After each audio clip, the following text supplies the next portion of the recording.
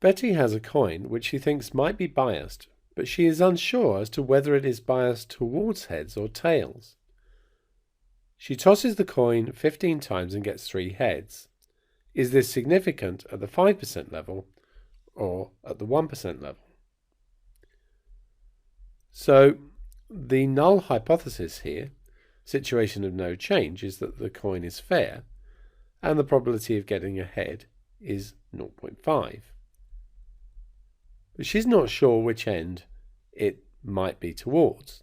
So our alternative is just going to be not equal to 0.5, and that gives us a tail at each end, so a two-tailed test. Now when we do the 5%, we'll be looking at 2.5% at each end, and when we do the 1% test, we're going to be looking at 0.5% at each end. Now, we used this same table in the previous example, and so we found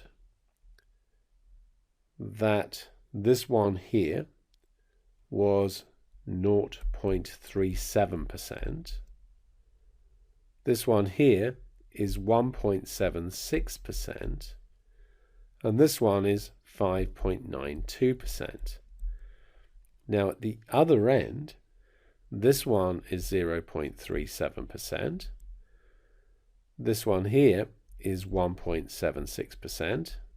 And this one here is 5.92%. It's nice and easy to see at this end. You're just multiplying these numbers by 100. So if we go for the 5% level, remember 2.5% at either end, that would put the critical region here at this end and here at this end. So at this level, yes, it's significant because 3 is in the critical region. Now, if we go for the 1% test, 0.5%, that means that we need to put our critical region here because this is too big, and here. And this one is a no because 3 is now in the acceptance region.